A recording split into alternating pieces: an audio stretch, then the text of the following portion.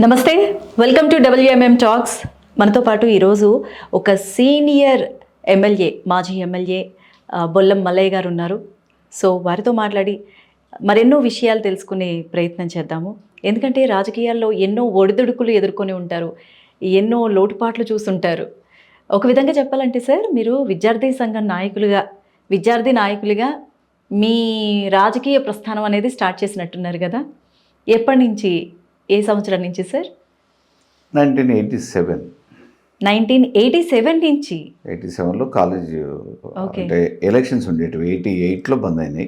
Okay. Ramarao గారు 87లో college student union elections జరుగుతాయి కదా, విద్యార్థి సంఘ ఎన్నికలు. Okay okay. దాంట్లో ప్రధాన కార్యదర్శిగా, అధ్యక్షుడిగా. ఆ తర్వాత క్రమంలో ఇన్ కంటిన్యూటీ 1990లో జంట నగరాలకి NUCI అధ్యక్షుడిగా. ఓకే.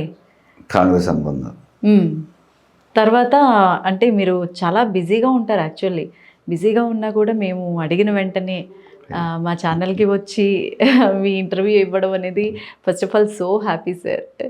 ఎందుకంటే మీ గురించి తెలుసుకుంటుంటే ఏంటంటే, నేను మామూలుగా 2005 నుంచి మీ హవా అనేది, మీ నేమ్ అనేది అందరి దగ్గర ఎస్టాబ్లిష్ అయినట్టు నేను అనుకున్నాను. బట్ 1987 అంటే చిన్న విషయం అయితే కాదు. విద్యార్థి దశ నుంచే, అంటే డిగ్రీలో ఉన్నప్పుడే ఆల్రెడీ విద్యార్థి సంఘ ఎన్నికలలో పార్టిసిపేట్ చేసినాం. 88కి ఎలక్షన్ బ్యాను. ఇంకా తర్వాత మళ్ళీ ఇన్ కంటిన్యూటీ యూనివర్సిటీలో ఎంటర్ అవ్వటం, యూనివర్సిటీ నుంచి మళ్ళీ. ఓకే. అంటే ఇప్పుడు విద్యార్థి నాయకుడిగా ఉంటూ మీరు రాజకీయాల గురించి ఆలోచించారా, లేదంటే విద్యార్థులకు వచ్చే సమస్యల గురించి మాత్రమే ఆలోచించి ఒక నాయకుడిగా విద్యార్థి సమస్యలను తీర్చాలి అనుకుని మాత్రమే ఆలోచించేవారా? ఆ టైంలో విద్యార్థి సమస్యలే కదా, విద్యార్థి యువకుల సమస్యలు ఏవైతున్నాయో వాటి మీద ప్రధానంగా ఫోకస్ చేసేటోళ్ళం. ఆ తర్వాత క్రమంలో కాలక్రమేణా విద్యార్థి సంఘ ఎన్నికలు, విద్యార్థి రాజకీయాలు, ఆ తర్వాత యువజన రాజకీయాలు, ఆ నుంచి నియోజకవర్గ స్థాయి. ఓకే సార్, మీరు ముందుగా విద్యార్థి నాయకుడిగా ఎదుగుతూ కాంగ్రెస్ పార్టీలోకి వచ్చారు. కాంగ్రెస్ పార్టీ నుంచే మీ అసలైన రాజకీయ ప్రస్థానాన్ని మొదలుపెట్టారు. I think 2009 sir. 2005లో నేను కోదాడ నియోజకవర్గంలో కార్యక్రమాలు మొదలుపెట్టిన. ఓకే. తర్వాత 2009లో మీరు స్వతంత్ర అభ్యర్థిగా పోటీ చేశారు. At the same time Congress పార్టీలో ఉంటున్నప్పుడు మీరు స్వతంత్ర అభ్యర్థిగా పోటీ చేయడం అంటే మీకు టికెట్ రాలేదా? అంటే నాకు టికెట్ ఇచ్చారు యాక్చువల్గా. అంటే 2009లో డీలిమిటేషన్ అవుతుందనే ఉద్దేశంతో అప్పుడు కాంగ్రెస్ అధిష్టానం ఆలోచించి మీ స్వస్థలం కోదాడు కాబట్టి అక్కడ పని చేసుకోమని అని చెప్పడం. ఆ తర్వాత హుజూర్నగర్ కొత్తగా నియోజకవర్గం ఏర్పడింది. టికెట్ కూడా కన్ఫర్మ్ చేశారు. అప్పుడు PCC ప్రెసిడెంట్గా D. శ్రీనివాస్ గారు ఉండే, ముఖ్యమంత్రిగా రాజశేఖర రెడ్డి గారు. టికెట్ ఇచ్చిన తర్వాత కూడా బీఫామ్ వచ్చే టైంకి కావాలని జిల్లాలో ఉన్న ఆధిపత్య పోరులో అగ్రకుల నాయకత్వం వెంబడించి టికెట్ని క్యాన్సిల్ చేయించింది. ఒక విధంగా తొక్కేశారు. సో అప్పుడు ఇండిపెండెంట్గా 2009లో పోటీ చేస్తాను. ఓకే. 2009లో స్వతంత్ర అభ్యర్థిగా పోటీ చేశారు, అదే కోదాడ నియోజకవర్గం నుంచి. కానీ కొంత ఓటమి పాలైనట్టున్నారు కదా. అయితే మీరు మొక్కవోని ధైర్యంతో ఆ ఓటమినే మీ చిరునామాగా మార్చుకొని ముందుకి సాగారు. 2014లో టీడీపీలో జాయిన్ అయ్యారు. 12లో జాయిన్ అయ్యారు. 2012లోనే జాయిన్ అయ్యారు. అంటే 2014లో టీడీపీ నుంచి పోటీ చేశారు. ఓకే. టీడీపీలో కూడా మీరు 2012లో జాయిన్ అయ్యి పార్టీ జనరల్ సెక్రటరీ వరకు అంచెలంచెలుగా ఎదుగుతూ వచ్చారు, అనేక కార్యక్రమాల్లో పార్టిసిపేట్ చేస్తూ కదా. సో మీరు కాంగ్రెస్ నుంచి టీడీపీకి ఎందుకు రావాల్సి వచ్చింది? అదే ఆ రోజు అంటే మామూలుగా రాజశేఖర రెడ్డి గారితో నాకు బాగా అనుబంధం ఉండింది. రాజశేఖర రెడ్డి గారు కాలం చేశారు. అక్కడున్న రాజకీయాలలో ఇబ్బందులు మొదలైనాయి. పోలీస్ కేసులు, విత్ ఇన్ ద పార్టీలోనే రకరకాల సమస్యలతో ఇబ్బంది పడేదానికంటే అధికార పక్షం అప్పుడు 2009 నుంచి 2014 దాకా కూడా కాంగ్రెస్ అధికారమే ఉంది. ప్రతిపక్షంలోకి వచ్చిన ప్రత్యామ్నాయంగా టీడీపీలో 2012లో జాయిన్ అయినా. 2014లో అప్పటికి ప్రజలలో ఉన్న జనాదరణ, నాకున్న పట్టు, ఇదంతా గమనించిన అధిష్టానం 2014లో నాకు కోదాడ నియోజకవర్గ టికెట్ని కేటాయిస్తుంది. ఓకే. అప్పుడు కూడా మీరు కాంగ్రెస్ పార్టీ ఎమ్మెల్యే సమీప అభ్యర్థి మీద చాలా తక్కువ ఓట్లతోనే ఓటమి పాలయ్యారు. అయితే మళ్ళీ 2018 ముందస్తు ఎన్నికల్లో టీఆర్ఎస్లోకి వచ్చారు. అప్పుడే వచ్చారు. అప్పుడే వెంటనే రావడము, టికెట్ ఇవ్వడము, అంటే మీ సీనియారిటీని గుర్తించి వెంటనే టికెట్ ఇచ్చారా? ప్రజలలో ఉన్న ఆదరణ, ప్రజలు కావాలని కోరుకోవటం, నాకు జరిగిన అన్యాయాన్ని గుర్తించిన ప్రజలు అవకాశం ఇవ్వాలని కోరుకుంటున్న నేపథ్యంలో అధిష్టానాలు కూడా ఆలోచించి నాకు అవకాశాలు ఇచ్చింది. ఓకే. సో 2018లో ఎవరైతే 2014లో ఓటమి పాలయ్యారో, ఎవరి చేతిలో అయితే ఆవిడ చేతిలోనే గెలుపొందారు. సో ఇది మీకు సక్సెస్కి ఒక కేర్ ఆఫ్ అడ్రస్గా మారిపోయి ఉండొచ్చు కదా. ఓకే సార్, అయితే మీరు అన్ని పార్టీలు చూశారు, ఇటు కాంగ్రెస్ చూశారు, టీడీపీ చూశారు. అంటే కాంగ్రెస్లో కూడా అంతకుముందు వైఎస్ రాజశేఖర రెడ్డి గారితో కూడా మెలిగిన సత్సంబంధాలు ఉన్నాయి. అలాగే చంద్రబాబు నాయుడు గారితో కానీ, ప్రస్తుత ముఖ్యమంత్రి రేవంత్ రెడ్డి గారితో సన్నిహిత సంబంధాలు ఉన్నాయి. అలాగే టీఆర్ఎస్, అంటే ఇప్పుడు బీఆర్ఎస్ అయినా కేసీఆర్ గారు, కేటీఆర్ గారు, మొత్తానికి అన్ని పార్టీలకు సంబంధించి అందరూ రాజకీయ ప్రముఖులతో ఒక ర్యాపో అనేది ఉంది. ఎలా ఫీల్ అవుతున్నారు? అదొక అదృష్టం అండి. అంటే నేను విద్యార్థి రాజకీయాలలో ఉన్నప్పుడే పెద్ద సీనియర్ నాయకుడు, తెలంగాణ ఉద్యమ నాయకుడే చెన్నారెడ్డి గారితో వారు 89లో చీఫ్ మినిస్టర్గా ఉన్నప్పుడే నాకు మంచి అనుబంధం ఉండటంతో పాటు ఆప్యాయంగా పలకరించేవాళ్ళు.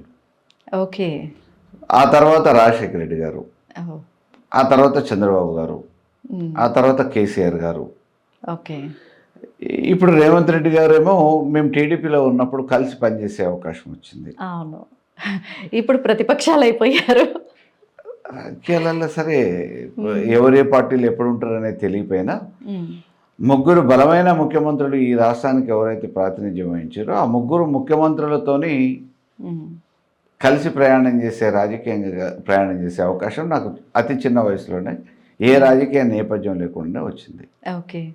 అదే రాజకీయ నేపథ్యం అంటున్నారు కదా, అసలు మీరు విద్యార్థి నాయకుడిగా రాజకీయ ప్రస్థానం మొదలుపెట్టినప్పుడు ఎవరో ఒకళ్ళు ఇన్స్పిరేషన్ ఉంటారు జనరల్గా, అది ఇంట్లో కానీ లేదంటే బయట కానీ. సో మీ ఇన్స్పిరేషన్ ఎవరంటారు? సమస్య. అంతేనా? ఆకలి ఎక్కడ ఉంటే అక్కడ పోరాటం ఉంటుంది, సమస్య ఎక్కడ ఉంటే అక్కడ చైతన్యం ఉంటుంది. చాలా, అంటే ఇప్పటి వరకు ఎవరు ఇవ్వని ఆన్సర్ ఇది చెప్పాలంటే. ఎప్పుడు నన్ను ఇన్స్పిరేషన్ చేసింది ఎవరు అంటే ఇంట్లో ఉన్న పొలిటీషియన్స్ పేర్లు చెప్తారు, లేదంటే ఒక గురువు, అంటే ఏదైతే రాజకీయ నేతలుగా ఉండి ఒక పేరు ప్రఖ్యాతలు సంపాదించారో వాళ్ళ పేర్లు చెప్పడం చూశాను. కానీ సమస్య అనేది ఫస్ట్ టైం వింటున్నాను మీరు చెప్తుంటే. అంటే సమస్యలు ఉన్నాయి కాబట్టి సమస్యల మీద స్పందించి మాట్లాడుతున్నప్పుడు అది గమనించిన నాయకత్వం నాకు అవకాశాలు ఇచ్చింది. ఓకే.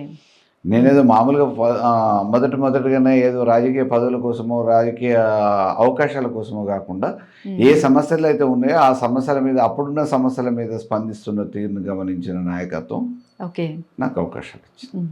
మీరు ఇందాక ప్రముఖ ముఖ్యమంత్రులు ముగ్గురు అన్నారు కదా, వీళ్ళల్లో ది బెస్ట్ మీరు అన్నట్టు సమస్యకి పరిష్కారాన్ని చూపిన ది బెస్ట్ ముఖ్యమంత్రి ఎవరు అనేది చెప్తారా? అంటే ఎవరికి ఉండే పర్టికులర్ లక్షణాలు వాళ్ళకు ఉన్నాయి. అంటే ఒకళ్ళని చెప్పలేము. ఇప్పుడు రాజశేఖర రెడ్డి గారే, చంద్రబాబు నాయుడు గారే, కేసీఆర్ గారు వారొక ప్రత్యేకత కలిగిన వ్యక్తి. అట్లా చెన్నారెడ్డి గారు అప్పట్లో మామూలుగా తెలంగాణ విద్యార్థి దశలోనే తెలంగాణ ఉద్యమం 69లో చేసారు. ఆ తర్వాత ముఖ్యమంత్రి అయ్యారు. మళ్ళీ తర్వాత రాజకీయంగా కొంత గ్యాప్ వచ్చింది, సొంత పార్టీ పెట్టారు, గ్యాప్ వచ్చింది. తర్వాత మళ్ళీ కాంగ్రెస్లోకి వచ్చారు. రామారావు గారి తర్వాత 89లో మళ్ళీ ముఖ్యమంత్రి కాగలిగారు. ఓకే. కాబట్టి ఎవరికి ఉండే ప్రత్యేకత వాళ్ళకి. ఓకే. యాక్చువల్లీ మీరు ఎమ్మెల్యేగా ఎదిగారంటే ఎన్నో ఎత్తుపల్లాలు చూసి ఉంటారు. అండ్ మీరు అందరికీ సుపరిచితులు, మీ గురించి ప్రత్యేకించి చెప్పాల్సిన పనే లేదు. కాకపోతే మేము తెలుసుకోవాలి కాబట్టి నేను ఇప్పటివరకు అడిగాను. ఇక ప్రజెంట్ సిచ్యువేషన్స్కి వచ్చేసరికి ఇప్పుడు కాంగ్రెస్ ప్రభుత్వం ఉంది, గతంలో బీఆర్ఎస్ ప్రభుత్వం ఉంది. దానికి దీనికి తేడా ఏంటి అనేది మీరు చెప్పగలరా? అంటే ఆ ప్రభుత్వ పాలన ఎలా ఉంది, ఇప్పుడు ప్రభుత్వ పాలన ఎలా ఉంది, ఏ విషయాల్లో మార్చుకోవాలంటారు? అంటే 2014 నుంచి 2023 వరకు జరిగిన అభివృద్ధి కార్యక్రమాలలో కేసీఆర్ గారి నాయకత్వంలో ఈ తెలంగాణలో ఏవైతే చేసిపోయినరో కేసీఆర్ గారు, ఆ పనులను కూడా, ఆ అభివృద్ధిని కూడా నిలబెట్టుకునే పరిస్థితి ఈ ప్రభుత్వానికి లేదు కదా ఈరోజు. ఓకే. ఆ రోజు రాష్ట్ర ఆదాయం పెరిగింది, ఈరోజు ఆదాయం కేవలం 15 నెలల కాలంలో పడిపోయింది. అవును. అయ్యాల రియల్ ఎస్టేట్ వ్యాపారం వేరు దేశాలల్లో వేరు రాష్ట్రాలలో ఉన్న వ్యాపారవేత్తలు హైదరాబాద్ని ఎంచుకొని వచ్చి రియల్ ఎస్టేట్ వ్యాపారం చేశారు. ఇక్కడ స్థిరపడ్డ వ్యాపారస్తులు ఈరోజు వేరే రాష్ట్రాలకు వేరే ప్రాంతాలకు తరలిపోయే పరిస్థితి వచ్చేసింది. సో ఈ రకంగా మీరు కంపేర్ చేస్తే తెలంగాణ ఏదైతే ఇబ్బంది పడుతుందో అసమానాలతోని అవమానాలతోని అన్ని వనరులుండి ఉపయోగించుకోలేని నాయకత్వం లేక ఇబ్బంది పడుతున్న ఈ తెలంగాణని ప్రత్యేక రాష్ట్రంగా సాధించుకోవాలనే ఆలోచనతో సాధించుకున్న ఈ తెలంగాణని అభివృద్ధి 10 సంవత్సరాలు పరుగులెత్తిస్తే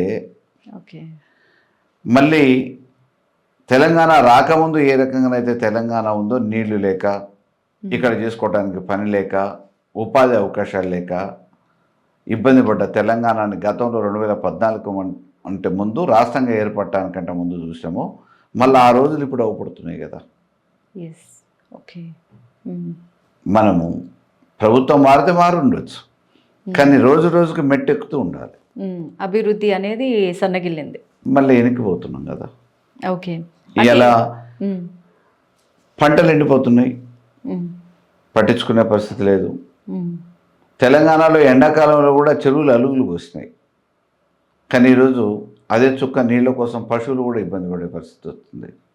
భూగర్భ జలాలు పడిపోయినాయి. దాని మీద ఒక ప్రత్యేకమైన వ్యూహం లేదు ఈ ప్రభుత్వానికి. దాని గురించి ఆలోచించే పరిస్థితి పాలకులు లేదు, సమయం లేదు. పండిన పంటకి గిట్టుబాటు ధర ఇచ్చే పరిస్థితి లేదు, మద్దతు ధర ఇచ్చే పరిస్థితి లేదు. ఐకేపీ సెంటర్లో నామమాత్రంగా తెరుస్తున్నారు, కానీ ఈరోజు కొనే నాదుడు లేడు. బోనస్ అన్నారు, మొదట వేసిన వాళ్ళకి, మొదట ధాన్యం వేసిన వాళ్ళకి బోనస్ వేయాలి కాబట్టి వేసేది, చివరి రైతుకి బోనస్ కూడా దక్కలేదు. రైతు బంధు అయ్యాల మేము 7,000 కోట్ల రూపాయలు ప్రభుత్వ ఖజానాలో రైతుల కోసం పెడితే వాటికి కాంట్రాక్టర్లకు దగ్గర కమిషన్లకి కక్కుర్తిపడి జేబులు నింపుకోవడానికి ఆ 7,000 కోట్లని కాంట్రాక్టర్లకు ఇచ్చారు, కానీ రైతుల నోట్లో మట్టి కొట్టారు. ఇప్పటికి మూడో పంట కూడా నీళ్ళు రైతు బంధు వేయలేకపోయారు. 2 ఎకరాలు 3 ఎకరాలు వేసుకుంటూ వస్తున్నాము, తర్వాత ఇస్తాము, రేపు ఇస్తాము, మాపిస్తాము అని చెప్పేసి కట్ ఆఫ్ డేట్లు పెట్టారు. జనవరి 26 అన్నారు, మార్చి 31 అన్నారు. ఇవాళ వరకు కూడా ఇవ్వలేకపోతున్నారు. రైతు పెట్టుబడి కోసం ఆ రోజు మామూలుగా ఇంతో అంతో రైతు బంధు పేరు మీద వచ్చిన పైసలు, పంట మీద వచ్చిన పైసలు మిగిలితే ఇంతో అంతో బంగారము, చిన్న వస్తువులు చేయించుకున్నాయో ఆ రోజు సేవింగ్స్ ఉంటే, ఈరోజు అదే వ్యవసాయ పెట్టుబడి కోసం ఆ రోజు 10 సంవత్సరాలలో మామూలుగా 8 దఫాలుగా పడ్డ డబ్బులతోని ఎంతో అంతో ఆదాయం చేసుకున్న ఆ రైతాంగం ఈరోజు ఆ వస్తువుల్ని తాకట్టు పెట్టి వ్యవసాయం చేసుకునే దుస్థితి కాంగ్రెస్ కాలంలో ఈ మూడో పంటకు వచ్చేస్తుంది కదా. కాబట్టి ఎటుపోతుంది తెలంగాణ? అధికార మార్పిడి జరిగింది, కానీ అధికార మార్పిడి వల్ల ప్రజలకి ఏం జరిగింది? ఆశపడ్డ వాళ్ళకి మళ్ళా పాత తెలంగాణ, పాత రోజులు, పాత కూలి, పాత ఉపాధి లేక ఇబ్బంది పడి వేరే ప్రాంతాలకు వలసపోయే దుస్థితి ఈ తెలంగాణకు దాపురించింది. ఓకే, ఇప్పుడు అంటే మీరు రైతుల గురించి చెప్పారు కాబట్టి, రైతులు పండించిన పంట ధాన్యం ఏదైతే పండిస్తారో అది బిలో పవర్టీ లైన్ వాళ్ళకి, రేషన్ కార్డుదారులకి ఓ బియ్యం అనేది ఇస్తారు, ఉచిత బియ్యం. అయితే ఇది ఒక విధంగా చెప్పాలంటే ప్రభుత్వాలు గొప్పలు చెప్పుకోవడానికే, కానీ ఆ ఇచ్చిన ఉచిత బియ్యాన్ని ఏ రోజు ప్రజలు తిన్న పాపాన పోలేదు. అవి ఒక దోసపిండికో ఏదో దానికి యూజ్ చేయడం తప్పితే, ఏ పిండికో బియ్య పిండికి యూజ్ చేయడం తప్పితే తిన్న ఇది లేదు. ఎందుకంటే వాళ్ళు ఖచ్చితంగా అలాంటి బియ్యం తింటే పాలిష్ కావు, ఏమీ కావు, అంటే అది మంచిదే ఆరోగ్యానికి, అయినా అవి తినలేని పరిస్థితిలో సన్న బియ్యాన్నే కొనుగోలు చేస్తారు ప్రజలందరూ కూడా. వాటిని అమ్ముకోవడమో ఏదో ఒకటి ఆల్టర్నేషన్ చేసుకొని. కానీ నిన్న సీఎం రేవంత్ రెడ్డి గారు కొత్తగా ఎవరైతే కార్డుదారులు అప్లై చేసుకున్నా వాళ్ళ పేరు ఉంటే కనుక సన్న బియ్యం అందరికీ ఇస్తాము, రేషన్ కార్డుదారులు అందరికీ అని చెప్పేసి అనౌన్స్ చేసి నిన్నటి నుంచి ఆ పథకం స్టార్ట్ చేశారు. దీని గురించి మీ అభిప్రాయం ఏంటి? అంటే గతంలో ఆ బియ్యాన్ని ఎందుకు ఇవ్వలేకపోయారంటారు? ఇప్పుడు ప్రభుత్వానికి నిజంగా చిత్తశుద్ధి ఉంటే దొడ్డు బియ్యం, సన్న బియ్యం అనేది ఏముంది, తినగలిగినే ఇవ్వండి, తినేటట్టు ఉండే బియ్యాన్ని ఇవ్వండి. నాసిరక బియ్యం వచ్చిన దగ్గర వెంటనే వాటిని కంట్రోల్ చేయండి. ఆరోగ్యకరమైన బియ్యాన్ని ఇవ్వడానికి ప్రభుత్వం ఏదైతే మామూలుగా సన్న బియ్యం అని పేరు పెట్టుకొని మేమే చేసినామని గొప్పలు చెప్పుకోవాలనే ఆలోచన చేస్తుందో, ఇవాళ రేషన్ కార్డులు ఉన్నాయి, ఆ రేషన్ కార్డులకు తగ్గట్టు బియ్యం సరఫరా జరుగుతుందా లేదా, ఆ జరుగుతున్నవి ఎటు దొడ్డిదారిన వేరే మార్గం పడుతున్నాయా, మిల్లర్ల చేతికి పోతున్నాయా, కాంట్రాక్టర్ల చేతికి పోతున్నాయా, దళారీ వ్యవస్థలోకి వెళ్ళిపోతున్నాయా, బ్లాక్ మార్కెట్లోకి వెళ్ళిపోతున్నాయా, మీ యంత్రాంగం ఉంది కదా, ఓకే. వాటిని మామూలుగా దారి మళ్లించే ప్రయత్నం చేసిన వాళ్ళ మీద చర్యలు తీసుకోవచ్చు కదా. లేదు మామూలుగా దారి మళ్ళే ప్రయత్నం ఎందుకు జరుగుతుంది, ఆ పరిస్థితి ఎందుకు వస్తుంది, మీరు తీయలేని బియ్యాన్ని గోడౌన్ నుంచి పంపిస్తుంటే అవి రైస్ మిల్లర్లకు పోయి రీసైక్లింగ్ అయ్యి వేరే మామూలుగా బ్లాక్ మార్కెట్లోకి పోతుందని మీరే చెప్తున్నారు. రీసైక్లింగ్ అయ్యే బియ్యాన్ని మామూలుగా ఎందుకు సరఫరా చేస్తున్నారు, తినేటోళ్ళు మనుషులే కదా, మంచి బియ్యాన్ని ఇవ్వండి. మరి గతంలో కూడా గత ప్రభుత్వ హయాంలో కూడా 10 సంవత్సరాల పాటు జరిగింది అదే, అంతకుముందు కూడా జరిగింది అదే కదా. అంటున్నాము ఈరోజు మీరు ప్రత్యేకంగా సన్న బియ్యం దొడ్డు బియ్యం అని అంటే ఈ రేషన్ బియ్యం పంపిణీ సరఫరా పథకం అనేది దాదాపుగా కొన్ని దశాబ్దాలుగా అనేక ప్రభుత్వాలలో కొనసాగింది. ఈ కొనసాగిన కార్యక్రమాన్ని సజావుగా కొనసాగించకుండా కొత్తగా మీరు ఏదో గొప్పల కోసం సన్న బియ్యం అని చెప్పేసి అనంటే చూద్దాం. మీరు మొక్కుబడిగా ఈరోజు చేస్తారా, ఇది కొనసాగిస్తారా, కొనసాగిస్తే మంచిదే కదా. సన్న బియ్యం అందరికి సరఫరా చేయగలిగితే మషూరి మార్కెట్లో 50 రూపాయలు పెట్టి కొనుక్కోవాల్సిన అవసరం తప్పుతుంది కదా. డెఫినెట్గా it is useful for everyone. మీరు ఆ పరిస్థితి తీసుకొచ్చి రాష్ట్రంలో ఇది కొనసాగిస్తే అన్ని కుటుంబాలకి ఈ బియ్యాన్ని చేర్చగలిగితే విల్ బీ హ్యాపీ. ఓకే. మొక్కుబడిగా ఏదో మామూలుగా ఈరోజు ప్రచారం కోసమో మొక్కుబడి కోసమో మేము ఏదో చేసామని నిర్వహించడం అని చెప్పి చెప్పుకోవడానికో ఇప్పటివరకు జరిగిన పథకాలు ఏవైతే ఉన్నాయో అదే క్రమంలో ఇది ఇంకో పథకంగా ఆ జాబితాలో చేరిపోవడానికి మీరు చేస్తే ప్రజలు కూడా గమనించాల్సిన బాధ్యత ఉంది. ఓకే, కరెక్టే. మీరు అన్నట్టు మొదలుపెట్టిన రోజే ఇల్లలికిన రోజే పండగ కాదు అన్నట్టు చూద్దాం నెక్స్ట్ కంటిన్యూ అవుతుందా లేదా అనేది చూడాలి. అందరూ ప్రజలు కూడా ఆలోచిస్తారు, గమనిస్తారు ఫస్ట్ ఆఫ్ ఆల్. అండ్ ఇప్పుడు ఏదైతే కాళేశ్వరం ప్రాజెక్టు విషయంలో కూలిపోవడం కానీ, ఇటు ఎస్ఎల్బిసి టన్నల్ కూలిపోవడం కానీ, ఇది అటు ఇప్పుడు ప్రస్తుత ప్రభుత్వాలు అంటున్నాయా లేదంటే ప్రజలే అంటున్నారా అనేది పక్కన పెడితే ఒక కాంట్రవర్సీ టాపిక్ అయితే రేజ్ అవుతోంది. అంటే గత ప్రభుత్వంలో నాసిరకం నిర్మాణాలు చేపట్టడం వల్లే, కాంట్రాక్టర్లని డబ్బులు ఇవ్వకుండా ఉండడం వల్లే, ఇలాంటి నిర్మాణాలు చేసి అర్ధాంతరంగా ఆపేయడం వల్లే ఈరోజు ఇలా కూలిపోయి కొంతమంది ప్రాణాలు పోయాయి అని చెప్పేసి. సో మీరేమంటారు? ఎవరి హయాంలో ఏ నిర్మాణం చేపట్టినా అది శాశ్వత కాలం పాటు పర్మనెంట్గా ఏముండదండి. చిన్న చిన్న లోపాలు జరుగుతూ ఉంటాయి. ఏ ప్రభుత్వం నిర్ణయం తీసుకున్నా చేసే పని అయితే కాంట్రాక్టర్ చేస్తాడు. ఆ కాంట్రాక్టర్ కావాలని చేస్తాడా లేకపోతే అక్కడ ఇంజనీరింగ్ వైఫల్యమా, కాంట్రాక్టర్ లోపమా, ఏదైనా కానివ్వండి, అంత పెద్ద ప్రాజెక్టులో ఏదో ఒకటో ఆ రోజు జరిగినప్పుడు దాన్ని సరిదిద్దుకొని ఉపయోగంలోకి తీసుకొచ్చుకోవాల్సిన బాధ్యత ఈ ప్రభుత్వానికి. ఇప్పుడు ఒక్క పిల్లరే లేదు కదా, 2 పిల్లలు లేవు కదా, చాలా పిల్లలు ఉన్నాయి. అందులో ఒకటే రెండో ఏదో జరిగి ఉండొచ్చు. మనమే దాన్ని కొంతమంది ప్రాణాలు పోయాయి కదా దానివల్ల. కాంట్రాక్టర్ చేసిన తప్పిదానికి లేదంటే మొత్తానికి ఏం జరిగిందో తెలియదు. కాళేశ్వరం దగ్గర ఏం ప్రాణాలు పోలేదు. కాళేశ్వరం కాదు, ఎస్ఎల్బిసి టన్నెల్లో అదే చెప్పబోతున్నా నేను. ఇప్పుడు ఎస్ఎల్బిసి పనులు మొదలుపెట్టారు, మా ప్రభుత్వం చేయలేదని అంటున్నారు. మీ ప్రభుత్వం పనులు మొదలుపెట్టింది. మొదలు పెట్టడానికంటే ముందు ఏమేమి లోపాలు ఉన్నాయో సరిదిద్ది ఆ మిషనరీ పనిచేస్తుందా లేదా, ఆ మిషనరీ ఉపయోగం ఉంటుందా లేదా, వాటితో మనం చేయగలుగుతామా లేదా, గతంలో చేసిన వాటిల్లో ఏమైనా మిస్టేక్స్ ఉన్నాయో రెక్టిఫై చేసుకున్న తర్వాత కదా మీరు పనులు మొదలుపెట్టాలా. మీరు పనులు మొదలుపెట్టినప్పుడు ఇవన్నీ ఏమీ ముందస్తు జాగ్రత్తలు తీసుకోకుండా, ఆ లోపాలని సరిదిద్దకుండా, ఈరోజు చచ్చిపోయిన మనుషుల్ని ఇన్ని రోజులైనా కనీసం శవాల్ని బయటకు తీయలేని అసమర్థ ప్రభుత్వాన్ని నడిపించుకుంటూ, అవగాహన లేని మంత్రులు ఆ శాఖను నిర్వహించుకుంటూ ఈరోజు ఇంకో ప్రభుత్వం మీద నెపం నెడదాము అని చెప్పానంటే ఎంతవరకు సమంజసం? మీ తప్పుల్ని కప్పిపుచ్చుకోవడానికి ఇంకోళ్ళ మీద బురద జల్లే ప్రయత్నం చేసి నెపం నెడతానంటే అది ఎంతమందిని నమ్ముతారు? ఎంతవరకు న్యాయం? ఓకే, అదే కదా. ఎందుకంటే టెక్నాలజీ ఇంత డెవలప్ అవుతున్నా కూడా కనీసం ఇన్ని రోజుల పాటు కొన్ని శవాల్ని తీయలేకపోయాయి, కనీసం ఆ బాడీలను కూడా ఇంటి సభ్యులకి అప్పగించలేని దౌర్భాగ్య పరిస్థితిలో మన దేశం ఉందా అని సిగ్గుపడాల్సిన పరిస్థితి చెప్పాలంటే. అది కాదండి, మనిషి ప్రాణాల కంటే ముఖ్యమైనది ఏముంది? వేరే ప్రాంతం నుంచి బతకడానికి వచ్చిన వాళ్ళు ఈరోజు మన తెలంగాణ ప్రాజెక్టుని బాగు చేయడానికి వస్తే, ఆ బాగు చేయడానికి వచ్చిన ఆ కుటుంబాలు ఈరోజు నీళ్ళలో చిక్కుకొని పోతే ఆడ ఉండి తీయాల్సిన మంత్రి పొద్దుపూట హెలికాప్టర్ వేసుకొని సాయంత్రం టూర్కి పోయేసినట్టు పోయేసేస్తాడు. ఇంకో మంత్రి పోయేసి విందులు వినోదాలు చేసుకుంటాడు. ఎక్కడ బాధ్యత ఉందండి ఈ ప్రభుత్వానికి? మనుషుల ప్రాణాలు అంటే లెక్కలేదు, చీమ కుట్టినట్లు లేదు. ఇది ఆగిపోతే రేపు ఉపయోగాలకు వస్తే రైతులకు లాభం అవుతుంది అనే ఆలోచన లేదు. కాంట్రాక్టర్ల కమిషన్ల కోసం జేబులు నింపుకోవడానికి మేము అడావిడిగా పనులు మొదలుపెట్టినామని చెప్పేసి మొదలుపెట్టి జేబులు నింపుకునే ప్రయత్నం చేశారు. తుప్పుపట్టిన మిషనరీని సరి చేసుకోలేకపోయారు. ఆడ రిపేర్లు ఉన్నాయా లేవా అనేది ఆలోచించకుండా ముందస్తు జాగ్రత్త లేకుండా ఈరోజు అంతమంది చావుకు కారణమయ్యారు. హెలికాప్టర్ ఖాళీ ఉంటే కానీ ఆడికి పోయి చూసి వచ్చే పరిస్థితి ఉంది. గతంలో ఎవరైనా చేశారా?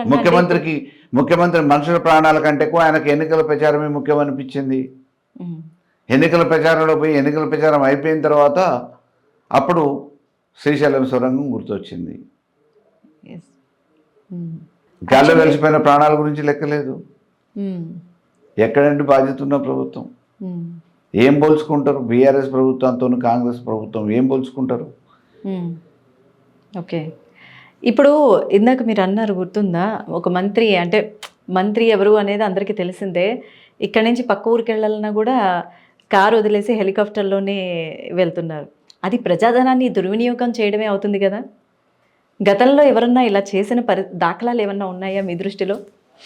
వాళ్ళకి అంగు ఆర్భాటం ముఖ్యం, వాళ్ళ స్వప్రయోజనాలు ముఖ్యం. ప్రజాధనం గురించి ఆలోచన ఏమున్నది? ప్రజాధనం గురించి ఆలోచించేటోళ్ళైతే 2 కిలోమీటర్లకు 3 కిలోమీటర్లకి హెలికాప్టర్లు వాడిన సందర్భాలు ఈ దేశం పుట్టినాక నాకు తెలిసి ఇంతవరకు ఎప్పుడు లేదు. ఏ నాయకుడు కూడా వాడి ఉంటాడు. ఓకే, తప్పనిసరి పరిస్థితి అత్యవసరం అనుకున్నప్పుడు హెలికాప్టర్ని ప్రభుత్వ యంత్రాంగం, ప్రభుత్వ అధికారులు, ప్రభుత్వ మంత్రులు వాడుతుంటారు. కానీ ఒక డిస్టెన్స్ నుంచి ఇంకో డిస్టెన్స్ పోయి రావడం కోసమే. కానీ అక్కడ కూడా 2 కిలోమీటర్లకి 4 కిలోమీటర్లు కూడా హెలికాప్టర్లో పోయి రావటం అనేది మరి ఈ కాంగ్రెస్ హయాంలోనే. దీని మీద చాలామంది ప్రజలు కూడా కొంచెం అసంతృప్తిని కూడా వ్యక్తం చేస్తున్న పరిస్థితి. ఏదైతే హెలికాప్టర్ మీద వెళ్తున్నారు అనే అంశం ఉందో అది ప్రజాధనం దుర్వినియోగం చేయడమే కదా. అవి అక్కడ చేస్తూ మాకు కరెంటు బిల్లులు కానీ ట్యాక్సులు కానీ ఇవన్నీ పెంచేస్తారు అన్న అభిప్రాయం కూడా ప్రజల్లో ఉంది. నిన్న ముఖ్యమంత్రి గారి సభ హుజూర్నగర్లో పెడితే వారం రోజులు హెలికాప్టర్ పొద్దున పోయి సాయంత్రం ఆర్టీసీ బస్సు సీట్లు కూడా అట్లా చేయకపోవచ్చు. ఓకే, అంటే ఒక రోజుకి ఖర్చు ఎంత? ఆ ఖర్చు ఎక్కడి నుంచి వస్తుంది? ఎవరిది ఖర్చు పెడుతున్నాం? దానివల్ల జరుగుతున్న ప్రయోజనం ఏంటి? ఆఖరికాడ వరి ధాన్యం ఆరబోసుకున్న రైతుల్ని బలవంతంగా ఖాళీ చేయించే ప్రయత్నం చేసారు అధికారులు, పోయేసి భయభ్రాంతులు చేసారు రైతుల్ని. హెలిప్యాడ్ ఇక్కడ ల్యాండ్ అవుతుంది, మీ ధాన్యాన్ని తీసేయాలని చెప్పేసి ధాన్యం పోసిన రైతులని ఇబ్బంది పెట్టారు వాళ్ళ విలాసాల కోసం. ఎవరికి జవాబుదారీగా పనిచేస్తుంది ప్రభుత్వం? ఓకే, ఇప్పుడు హుజురాబాద్ నిన్న జరిగిన మీటింగ్లో సీఎం రేవంత్ రెడ్డి గారు కొన్ని వ్యాఖ్యలు చేశారు. అంటే ఇటు కేసీఆర్ గారి గురించి కావచ్చు, వీటన్నిటి గురించి కొన్ని వ్యాఖ్యలు చేశారు. ఫామ్ హౌస్లో బంగారం పడ్డేస్తున్నారా, బయటికి రావట్లేదు, ఇలాంటివన్నీ. దానికి మీరు ఇచ్చే సమాధానం? రేవంత్ రెడ్డి గారికి ఉన్న పని ఏమున్నది? మామూలుగా ఇప్పుడు కేసీఆర్ గారిని తిట్టడానికి బహిరంగ సభలు పెడుతున్నారు. నిజంగా ఒకవేళ ఏదైనా ఈరోజు రైతుకు వచ్చే దానికంటే కూడా అదనంగా కేసీఆర్ గారి ఫామ్ హౌస్లో పండే ధాన్యానికి ఆదాయం వస్తుంది అని అంటే మీరు పోయి నేర్చుకొని రావాలి. ఏ పంట పండిస్తున్నారు, దిగుబడి రైతు కంటే ఎక్కువ ఏ రకంగా దిగుబడి వస్తుంది, రైతు కంటే కూడా ఎక్కువ ఆదాయం వచ్చే ఏ రకం పెట్టిరు, దానివల్ల ప్రయోజనం ఏంది అని అనేది మీరు పోయి నేర్చుకొని రావాలి, విమర్శించడం కాదు కదా. ఈరోజు వారికి ఉన్న అనుభవాన్ని రంగరించి వారికి ఉన్న పొలాలలో ఈరోజు వ్యవసాయాన్ని పండించారు. అక్కడ రేటు మార్కెట్ రేటు కంటే ఎక్కువ వస్తే అంత ఈర్షెందుకు? ఏడుపు కాదు కదా కావాల్సింది. ఇప్పుడు ఇత్తనాలకి పనికొచ్చే గింజలు పెడితే దానికి వచ్చే రేటు వేరు. మనం శనగ పెట్టినా, పెసర పెట్టినా, జొన్న పెట్టినా, వరి పెట్టినా సహజంగా మిల్లుకు పంపించే ధాన్యానికి ఒక రేటు ఉంటుంది. పంట పండటానికి ఉపయోగపడే విత్తనాలకు పెట్టే ధాన్యం రేటు ఒక రకంగా ఉంటుంది. ఇది బస్తానే 5,000 ఉంటుంది, ఓకే, అది టన్ను 5,000 ఉంటుంది. మీకు ఆ వ్యత్యాసం తెలియకుండా కేవలం కేసీఆర్ గారి మీద మామూలుగా ఉన్న అక్కసే ఎల్లగట్టుకోవడానికి కేసీఆర్ గారు పొలాలలో పండిన పంటకి రేట్ ఎక్కువ వీళ్ళకి తక్కువ అని అంటే అటువంటి పంటలు పండియమని చెప్పి కేసీఆర్ గారు అనేక సందర్భాలలో రైతులకు చెప్పారు. రైతులు కొంతమంది పోయి అక్కడ చూసి పండించిన సందర్భాలు ఉన్నాయి. నీకు వ్యవసాయం గురించి తెలియదు, మీ మంత్రులకు మామూలుగా నీళ్ళకి వాటర్కి తేడా తెలియదు, వాటర్ నీళ్ళు అని చెప్పేసి ఒక మంత్రి అంటాడు, ఆడికి పోయి చేపల కూరలు తిని విందులు వినాదులు చేసుకుంటాడు. ఇంకొక ఆయనకు నోరు తిరగదు, పొద్దున్న లేస్తే మామూలుగా ఎక్కడికన్నా పోవాలని అంటే కాలు తీసి బయట పెట్టాలని అంటే హెలికాప్టర్ కావాలి.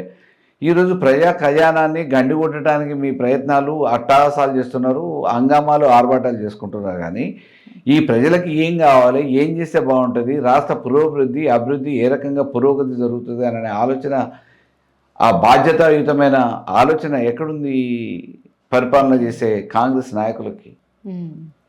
ఓకే, అధికార దుర్వినియోగం జరుగుతుంది, పాలన మీద అవగాహన లేదు, పట్టు లేదు. ఈరోజు స్థిరాస్తి వ్యాపారాలు ఎందుకు పడిపోయినాయి, రాష్ట్ర ఆదాయం ఎందుకు పడిపోతుంది, ఇక్కడ ఉన్నోళ్ళు వ్యాపారస్తులు ఎందుకు తరలిపోతున్నారు, సూసైడ్స్ కూడా చేసుకుంటున్నారు చాలా మంది రియల్ ఎస్టేట్ వాళ్ళు. ఆత్మహత్యల శరణ్యం అయిపోయింది. రియల్ ఎస్టేట్లు ఆత్మహత్యలు చేసుకుంటున్నారు, పంట పండించే రైతులు ఆత్మహత్య చేసుకుంటున్నారు. కాబట్టి ఈ ప్రభుత్వం నడపటం అనంటే ఈరోజు ప్రజలు ఆలోచించాల్సిన బాధ్యత ఉంది.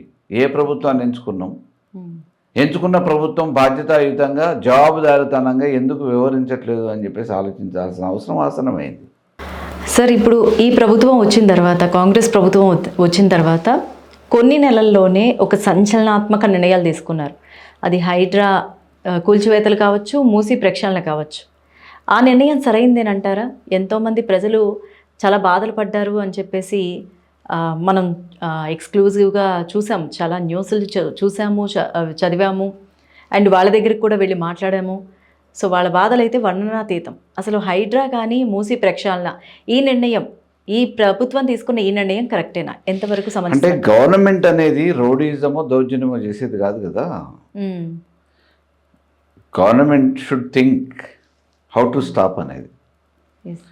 మీకు హైడ్రా అనే పేరు మీద అనుమతి లేని వాటికో, బఫర్ జోన్లో ఉన్న వాటికో కొట్టేస్తామని అనే పేరు మీద డబ్బులు వసూలు చేసుకోవడానికి, దీన్ని అడ్డం పెట్టి భయభ్రాంతులు చేసి కలెక్షన్లు చేసుకోవడానికి చేస్తానంటే దాన్ని ఎవరు స్పేర్ చేయగలుగుతారు? ఈరోజు ఏం జరుగుతుంది, ఎంత కంటిన్యూ చేయగలిగారు, ఏమేమి ఐడెంటిఫై చేశారు? ఇప్పుడు ఇంతకాలం అయింది, మొదట్లో ఏదో అడావుడి జరిగింది. మరి మంత్లీ మీరు టార్గెట్ పెట్టుకొని వాళ్ళకి నోటీసులు ఇచ్చి కానీ ఇవ్వకుండా కానీ ఏమేమి ఫైనల్ చేసారు, ఏమేమి ఐడెంటిఫై చేసారు, ఐడెంటిఫై చేసిన ఎందుకు జరగట్లేదు నిరంతర ప్రక్రియ? భయభ్రాంతులు చేయడానికి దాన్ని ఒకదానికి హైడ్రా అనే పేరు మీద వాడుకునే ప్రయత్నం చేశారు. బతిలాడుకొని కట్టుకున్న ఇంటిని రాత్రికి రాత్రి అర్ధరాత్రి పోయేసి జేసీబీని పెట్టి కనీసం పుస్తకాలు తీసుకునేంత టైం కూడా ఇవ్వకుండా, అందులో వండుకునే బియ్యం ఏమైనా ఉంటే వాటిని తీసుకునే టైం కూడా ఇవ్వకుండా నడి రోడ్డు మీద ఆ జీవితాన్ని, సంసారాన్ని ఆగం చేస్తే ఎవరు రక్షిస్తారు? ఇది ఇక్కడ ప్రభుత్వ పాలసీ. మీకు ప్రత్యామ్నాయం ఏర్పాటు చేయండి. నిజంగా ఒకే మూసీని పునరుద్ధరణ చేయాలి, లేకపోతే సుందరీకరణ చేయాలి, లేకపోతే దీన్ని ఒక పెద్ద సిటీగా మార్చాలని చెప్పేసి అని అనుకుంటే దేశ విదేశాలతో పోటీపడేటట్టు చేయండి. మీరు అంతకాలం ఉంటారంటే తర్వాత సంగతి. చరిత్రలో నిలిచిపోవాలనుకుంటున్నారా? ఓకే, బాగానే ఉంటుంది. కానీ ప్రత్యామ్నాయ ఏర్పాట్లు వాళ్ళకి చేయాలి కదా. మేము కట్టిన ఇళ్ళే అప్పటికప్పుడు అర్ధాంతరంగా కొంతమందికి గుర్తొచ్చాయి.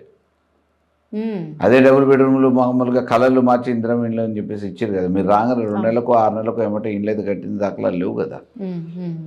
మేము కట్టిన ఇండ్లే దిక్కేనే కదా. మరి ప్రత్యామ్నాయ ఏర్పాట్లు చేయకుండా ఎంత జనాభా ఇండ్లు తీసేస్తున్నాము, ఎన్ని ఇళ్ళు తీసేస్తున్నాము, ఎంతమందికి ఆశ్రయం కల్పించాల్సి వస్తుంది, లేకపోతే కొంతమందికి కాంపెన్సేషన్, ల్యాండ్ కాంపెన్సేషన్ కానీ ఇంకొక రకం కానీ ఏది లేకుండా నీకేదో పైన ఒప్పందం జరిగింది, వేరే విదేశాల వాళ్ళయో వేరే దేశం వాళ్ళ మెప్పు పొందటానికో నేను తీసేస్తా, హైదరాబాద్ని రాత్రికి రాత్రి మార్చేస్తానంటే నువ్వు కట్టింది కాదు, నీతో పోయేది కాదు, అయ్యేది కూడా కాదు వాస్తవానికి. కానీ సామాన్యులు రోడ్డు మీద పడేసే హక్కు మీకెవరు ఇచ్చారు? ఇవాళ కోర్టు ఎన్ని సందర్భాలలో మొట్టకాయలు వేయట్లే. ముఖ్యమంత్రి అనగానే ప్రభుత్వం చేతిలో ఉంది కదా అని చెప్పేసి నేను ఏది చేసుకుంటే అదే కరెక్ట్ అని చెప్పేసి అని అనుకుంటే ఎట్లా? ప్రజాస్వామ్యం ఇది. మళ్ళీ మరోవైపు నిన్నటికి నిన్న పండుగ నాడు, ఉగాది పండుగ నాడు హెచ్సియు హైదరాబాద్ సెంట్రల్ యూనివర్సిటీ స్థలం అసలు గజం కూడా మాకు అవసరం లేదు అన్న ప్రభుత్వం నిన్న విద్యార్థులపై దాడి చేయించి ఈరోజు జేసీబీలని పంపించి చదువు చేయించడం, అసలు దీని గురించి ఏమంటారు? దుర్మార్గంగా. చాలా ఇప్పుడు విద్యార్థులు చదువుకునే యూనివర్సిటీ ముందు చూపుతోనే అప్పట్లోనే అప్పుడున్న పాలకులు ఎవరైనా కానివ్వండి విద్యార్థుల కోసం అంత ప్లేస్ని కేటాయిస్తే ఈరోజు నువ్వు ప్రభుత్వాన్ని నడుపుకోవటానికి, నువ్వు ఇట్లా హెలికాప్టర్ల మీద జల్సాలు చేయడానికి, అప్పు తీసుకురావడం కోసం ఆ ఆస్తుల్ని అమ్మేస్తామని అంటే ఎంత అన్యాయం. చట్టపరంగా మీకు దాని మీద మామూలుగా టైటిల్ ఎవరిది ఏంటిది అనేది వదిలిపెట్టండి. ఈరోజు యూనివర్సిటీ ఏర్పడి ఎంతకాలం అయింది, దాంట్లో ఎంతమంది మామూలుగా విద్యార్థులు ఇప్పటివరకు కూడా చదువుకొని వేరువేరు స్థాయిలలో స్థిరపడ్డ వాళ్ళు ఉన్నారు. రేపు ఇంకెన్ని తరాలకు ఉపయోగపడాల్సిన యూనివర్సిటీని ఇవాళ ప్రైవేటు వ్యక్తుల పరం చేసి నీ ఆదాయం కోసం ఈరోజు అమ్ముకుంటా అంటే దాన్ని ప్రశ్నించిన విద్యార్థుల గొంతు నొక్కే ప్రయత్నంగా ఈరోజు ఇష్టానుసారంగా లాఠీ చార్జీలు చేసి జుట్టు పట్టుకొని లాక్కెళ్ళి మామూలుగా మరి తీవ్రవాదుల మీద కూడా అటువంటి చర్యలు ఉండవు. తీవ్రవాదుల మీద చర్యలు తీసుకున్నట్టు ఈరోజు ఇష్టారాజ్యంగా పోలీసులను ఉపయోగించి ప్రభుత్వ ఆస్తుల్ని చదువుకునే యూనివర్సిటీని అమ్ముకునే దుస్థితి ఈరోజు ఈ ప్రభుత్వానికి వచ్చింది. ఓకే, మరి ఈ విషయంలో బీఆర్ఎస్ కలగజేసుకుంటోందా ఏంటి? ఏమన్నా చర్యలు తీసుకునే విధంగా కార్యాచరణ రూపొందిస్తోందా? తప్పకుండా. ఏ విధమైన కార్యాచరణ అంటారు? ఇప్పుడు పార్టీ పరంగా మా నిర్ణయాలు ఉంటే being a citizen, being a Telangana it, ఇక్కడ పుట్టిన పౌరులుగా మా బాధ్యత కూడా కదా. డెఫినెట్గా విద్యా సంస్థల్ని యూనివర్సిటీలని రక్షించుకోవాల్సిన బాధ్యత ఉంది. రేపు భావితరాలకి నువ్వు కనీసం నిలబడటానికి ఈ టైంలోనే ఒక గజం జాగ లేకుండా అమ్ముకుంటూ పోతే రేపు రానున్న తరాలకి, రేపు భవిష్యత్తు వాళ్ళకి ప్రభుత్వం తరపున ఏమి ఇవ్వగలుగుతావు, ఏం చేయగలుగుతాము? ప్రభుత్వ అవసరాలకి, ప్రజల అవసరాల కోసం ఉపయోగపడే ప్రభుత్వ స్థలాలను అన్నింటినీ కూడా స్వాధ చేసుకుంటూ పోతుంటే వీలైతే నేను కబ్జా చేస్తావు, లేకపోతేనేమో అమ్ముతావు. అవకాశం ఉంటేనేమో నువ్వు ఆక్రమించుకోగలిగినే ఆక్రమించుకుంటావు, లేకపోతేనేమో ప్రభుత్వ పరంగా ఉన్నాయి మాత్రం అమ్ముకోవాలనుకుంటావు. అంటే ఇట్లా ఆక్రమించుకోవడానికో అమ్ముకోవడానికో అధికారం ఇచ్చింది. తప్పకుండా విద్యార్థులు అడుగుతున్నారు, విద్యార్థులకు మద్దతుగా మా ప్రయత్నం మేము చేస్తూ ఉంటాం.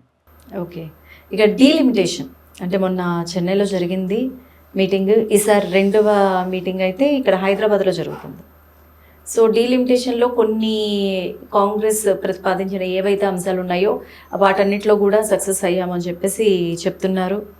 మరి అప్పుడు కేటీఆర్ గారు హాజరయ్యారు. ఈసారి హైదరాబాద్లో జరిగేదానికి కేసీఆర్ గారు వచ్చే అవకాశం ఉందా? మా వాదన వినిపించిన కదా. ఇప్పుడు ఆల్రెడీ మద్రాసులో స్టాలిన్ గారి నాయకత్వంలో జరిగిన సమావేశానికి రేపు జరగబోయే నష్టం ఈ ఉత్తర భారతదేశానికి ఏదైతుందో, జరగబోయే దక్షిణ ఉత్తర భారతదేశాల క్లియర్ కట్ ఒక డివిజన్ తీసుకొచ్చేసి, ఓకే, సో ఈ జనాభా ప్రాతిపదికన చేస్తే జరగబోయే నష్టం ఏదైతే ఉందో దానివల్ల రేపు నిధుల కొరత కూడా ఏర్పడుతుంది, నిధుల దగ్గర కూడా ఇబ్బంది జరుగుతుంది, మన జనాభాకి నష్టం జరుగుతుంది. కాబట్టి దీని మీద తప్పకుండా ముక్తకంఠంతో రాజకీయాలకు అతీతంగా మన ప్రాంత సమస్యల కోసం పోరాటం చేయాలని చెప్పేసి బీఆర్ఎస్ పార్టీ పక్షాన మా వర్కింగ్ ప్రెసిడెంట్ రామారావు గారు వేసి మాట్లాడి చెప్పడం జరిగింది. రేపు ఇక్కడ మీటింగ్ పెట్టినా జరగబోయేది అదే కదా. కాబట్టి రేపు ప్రత్యక్షంగా పోరాటం ఏదైనా చేయాల్సి వస్తే దాన్ని ప్రణాళిక చేసినప్పుడు మా పార్టీ పరంగా మేము చేయాల్సిన కార్యాచరణ ఏదో చేస్తాం. ఇంకా మరి ప్రతిసారి ఎక్కడ పోయి చేయాల్సిన అవసరం లేదు. ఓకే, అంటే పక్క క్లారిటీతో ఉన్నారనమాట. అంటే ఇది నా వ్యక్తిగత అభిప్రాయం. పార్టీ పరంగా కూడా అదే అభిప్రాయం ఉంటుందని ఆశిస్తాం. ఎందుకంటే డెఫినెట్ గా ఏదైతే మామూలుగా మేము ఆ రోజు నోట్ ఇచ్చినామో ఆ నోట్ లో ప్రెజెంట్ చేయగలిగారు అయ్యే ఇష్యూస్ రేపు ఇక్కడ కూడా ఉంటాయి. మెడ్రాస్ లో పెట్టినా, హైదరాబాద్ లో పెట్టినా, స్టాలిన్ గారి నాయకత్వంలోనైనా, రేవంత్ రెడ్డి గారి నాయకత్వంలోనైనా టాపిక్ ఏం చేంజ్ అవ్వదు. ఇష్యూ అదే. ఓకే, మేము చెప్పాల్సిన విషయాలు అక్కడ చెప్పినా అవే విషయాలు ఇక్కడ ఉంటాయి, కొత్తగా ఏముంటాయి. సో డెఫినెట్ గా. ఓకే, సరే, ఇప్పుడు రీసెంట్గా అందరూ అనుకుంటున్న మాట ఏంటంటే మొన్న పాస్టర్ ప్రవీణ్ కుమార్ గారి అంశం అయితే ప్రతి ఒక్కరూ మాట్లాడుకుంటున్నారు. ఆయన సడన్గా ఎవరికి చెప్పకుండా అటు రాజమండ్రి వైపు వెళ్ళడం, ఈస్ట్ గోదావరి వైపు వెళ్ళడం, యాక్సిడెంట్లో మరణించడం, కానీ అది యాక్సిడెంట్ కాదు, హత్య అని చెప్పేసి ఒక వాదన అయితే వినిపిస్తోంది. అండ్ ఆయన షర్ట్ మీద ఏదైతే బూట్ మార్క్స్ ఉన్నాయో 3 గంటల పాటు ఆయన ఎక్కడికి వెళ్ళారో ఎవరిని కలిశారో అనేది ఇప్పటికీ తెలియని మిస్టరీగా మిగిలిందని చెప్పేసి చాలా మంది అనుకుంటున్నారు. అసలు ఆయనది హత్య అంటారా, లేదంటే అనుకున్నట్టు అంటే చూపిస్తున్నట్టు ఎక్స్పోజ్ చేస్తున్నట్టు యాక్సిడెంట్ అంటారా? అంటే వాళ్ళకుండే అనుమానాలు వాళ్ళకు ఉండొచ్చు. ఆ సంస్థకు కానీ అక్కడ ఉన్న సభ్యులకు కానీ ఆ జరిగిన ఇన్సిడెంట్ మీద సంఘటనను బట్టి వాళ్ళకుండే అనుమానాలు వాళ్ళకు ఉండొచ్చు. ఆ అనుమానాలను నివృత్తి చేయాల్సిన బాధ్యత ప్రభుత్వానికి ఉంది. పోస్ట్ మార్టం రిపోర్ట్ కూడా ఉంటుంది కాబట్టి ఏ కారణం వల్ల ఏమైంది ఏంటిది అనేది దాంట్లో కూడా క్లియర్ వస్తుంది కాబట్టి ఆ అనుమానాలని అధికారుల ద్వారా నివృత్తి చేయాల్సిన బాధ్యత ఆ ప్రభుత్వం మీద ఉంటుంది. ఎందుకంటే శాంతి భద్రత వైఫల్యము అని చెప్పి చెప్పడానికి మరి జరిగిన సంఘటనని అధికారులే కదా క్లియర్గా బయట పెట్టాల్సిన బాధ్యత ఉంది. Yes, okay okay sir. మరి నెక్స్ట్ ఎలక్షన్స్కి అసలు ఇప్పుడు జరుగుతున్న ఈ పరిస్థితులకి బీజేపీ బీఆర్ఎస్ ఎజెండా ఏంటి, కార్యాచరణ ఏంటి, ఫ్యూచర్ ప్లాన్స్ ఏంటి? ప్రత్యేకమైన ప్లాన్స్ ఎజెండా ఏం లేదండి. ఏ ప్రభుత్వం బాగా చేసింది అని చెప్పి చెప్పడానికి ఇది ఒక ఉదాహరణగా ఉంది. మా ప్రభుత్వం పనితీరును చూసారు 10 సంవత్సరాలు. కేసీఆర్ గారి పరిపాలన చూసారు, కేసీఆర్ గారి నిర్ణయాలను చూసారు. ఇప్పుడు రేవంత్ రెడ్డి గారి నిర్ణయాలను చూస్తున్నారు, కాంగ్రెస్ సర్కార్ను చూస్తున్నారు. ఏ ప్రభుత్వం బాగుంది, ఏ ప్రభుత్వం వల్ల రేపు మళ్ళీ ఈ తెలంగాణకి మేలు జరుగుతుంది, న్యాయం జరుగుతుంది అని చెప్పేసి ఆలోచించాల్సిన బాధ్యత తెలంగాణ ప్రజానికం మీదనే ఉంది, రైతాంగం మీద ఉంది, ఓటర్ల మీద ఉంది. వలసపోయిన తెలంగాణలో వలసలు ఆగిపోయినాయి అంటే అది కేసీఆర్ గారి నాయకత్వంలో ఆగిపోయినాయి. నీళ్లు లేక ఇబ్బంది పడ్డ పాలమూరులో ఈ రోజు టన్నుల కొద్ది వాళ్ళ ధాన్యం రాశులు అవపడుతున్నాయంటే అది కేసీఆర్ గారి వల్ల సాధ్యమైంది.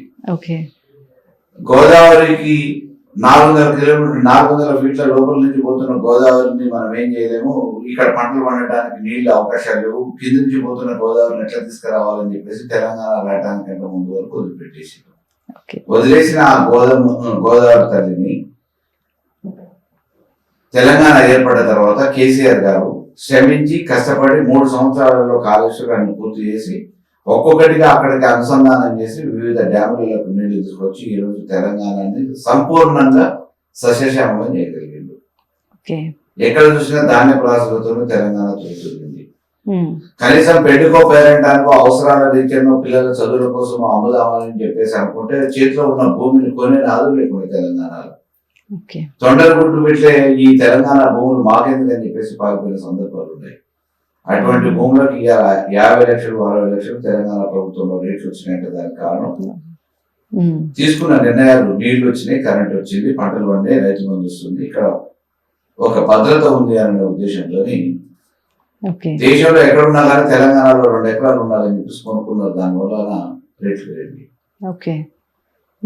గ్రామాలలో ఉన్న వాళ్ళకి 2 ఎకరాలు ఎకరం ఉండి పొట్టకూటి కోసం ఏం చేయాలో తెలుసుకోక పంటలు పండక ఆ 2 ఎకరాలు ఉండి కూడా లాభమైంది అనుకున్న తెలంగాణ ప్రజానికానికి అటు పంటలు పండటంతో పాటు ఆదాయం రావడంతో పాటు ₹1,00,00,000 ఆస్తిగా ఇగో మాకు ₹1,00,00,000 ఆస్తుంది, 2 ఎకరాలు ఉందంటే ₹1,00,00,000 ఆస్తుంది అని చెప్పుకున్నారు.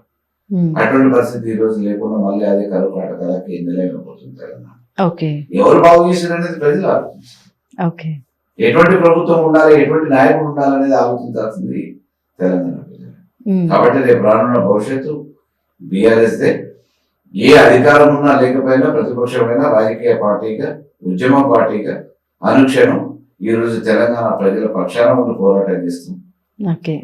ఇచ్చిన హామీలు నెరవేర్చేంత వరకు, మెడలు వంచేంత వరకు మా ప్రయత్నం మేము చేస్తాం.